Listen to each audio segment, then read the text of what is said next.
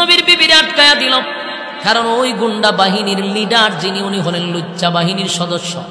এই রাস্তা দিয়া কোনো নারী গেলে সে আটকায়া দেয়, এনজয় করে।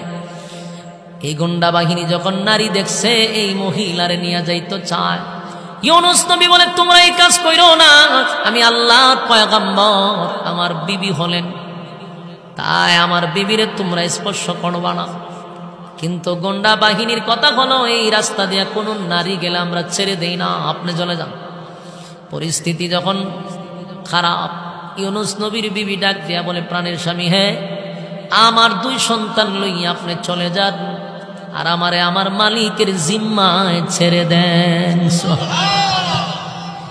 ইউনুস নবী বিবির কথা শুইনা 2 সন্তান লইয়া বিদেশের দিকে রওনা দিছে। ওনার বিবির আটকায়া দিছে, আটকাইয়া গন্ডা বাহিনীরা, সন্ত্রাস বাহিনীরা ওনার বিবির নিয়ে গেছে।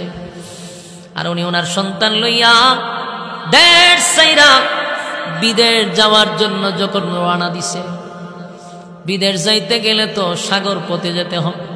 সাগর পথে যাত্রীবাহী জাহাজ ছিল, তখনও জাহাজ ছিল, যাত্রীবাহী জাহাজে ওইটা উনি দেশ ছাইরা বিদেশ যাবে, ওইটা ওনার সিদ্ধান্ত। যেই মাত্র নদীর কিনারায় চলে গেছে, তখনকার ব্যবস্থাপনা তো এখনকার মতো উন্নত ছিল না, এটা হাজার হাজার বছর আগের ঘটনা। আল্লাহ কোরআনে দিয়া দিছে, জাতিরে শোনাইছে। তখন তো আমাদের এখন ওঠার জন্য সিঁড়ি আছে, কত প্রযুক্তি, তখন তো এমন কোনো সিস্টেম ছিল না। তখন জাহাজে উঠতে গেলে আগে নদীতে নামতে হইতো, নদীতে লাইমা, তারপর শরীর অর্ধেক ভিজাইয়া আর হর উঠতে হইতো, ওই সিঁড়ি একেবারে পানির মধ্যে থাকে। তখন তারা তো প্রযুক্তি নাই। উনি চিন্তা করলো, ছেলে হইলো 2টা, একটার উপরে রাখিয়া আর একটার লইয়াল, আমি 2টারে তো একসাথে নেওয়া যাবে না। তো উনি ছোট ছেলেটারে কুলে লইয়া বড় ছেলেটারে ফাড়ে রাখিয়া ফানিতে নামছে। আর এই সময় স্রোত নাই, কিন্তু উনি নামার পরে ফানি এমন স্রোত বাড়ছে, স্রোতের সুডে ওনার ছোট বাচ্চাটারে আটকায় রাখতে পারছে না, ফানির স্রোতে বাচ্চাটারে বাসায় লয়ে গেছে। ইন্নালিল্লাহ আসিনি। আচ্ছা আপনারা বুঝুননি কোনারা কোনটা কইতিব? বুঝি, ওনার বাচ্চা লয়ে গেছে না ফানিয়ে স্রোতে, যে সময় স্রোত নাই কিন্তু উনি নামছে, স্রোত বেড়ে গেছে। এটা কি ইচ্ছাকৃত না আল্লাহ পাকড়াও করছে? ধরে লিছে আল্লাহ কয়, মাছওয়ালারে আমি পাকড়াও করছি, মাছওয়ালারে আমি ছেড়ে দেই নাই, মাছওয়ালারে পাকড়াও করছি। ছেলেটা লইয়া পানিতে নামছে, পানির স্রোতে বাচ্চাটারে বাসায় লয়ে গেছে, কোনোভাবে আটকাইতে পারল না। বাবার সামনে যদি সন্তানকে পানির স্রোতে বাসায় আনে, বলুন কোনো বাবা কি ঠিক থাকতে পারে? চেষ্টা কি কম করবে?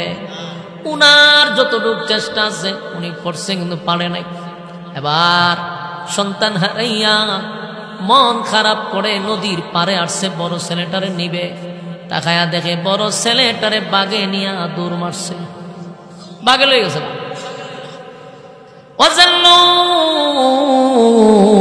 إذ ذهب مغاضبا فظن أن لن نقدر عليه فنادى في الظلمات।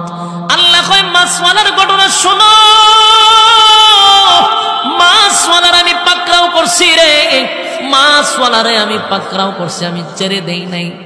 মাছওয়ালার 2 সন্তানকে 2 দিকে নিয়ে গেছে, বলুন পাকড়াও করছেনি।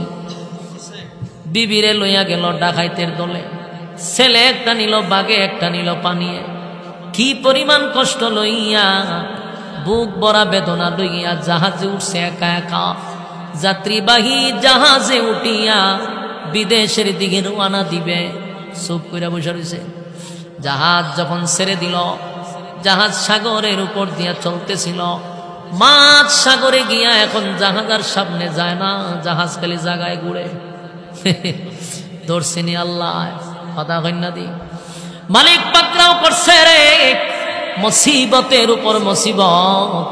কিন্তু উনি তো আল্লাহর পয়গম্বর, বুঝতে পারছে আমার মালিক আমারে পরীক্ষায় ভালাইছে। উনি বুঝতে পারছে মালিক আমারে ধরছে, আমার মালিক আমারে ছেড়ে দেয় নাই, পাকড়াও করছে। তাই এখন জাহাজ জাগাতি ঘুরতেছে, লড়ে না, সামনে যায় না। যাত্রী যারা আছেন এরা চিল্লাচিল্লি শুরু করছে, সমস্ত যাত্রীরা চিৎকার দেওয়া শুরু করছে, প্রতিদিন যাই, কোনোদিন এমন করে না, আজকে কেন করে? তো এদের মধ্যে এটার ব্রেইন আসবে দিচ্ছে, তার মানে উনি সব জিনিসের বাদশা।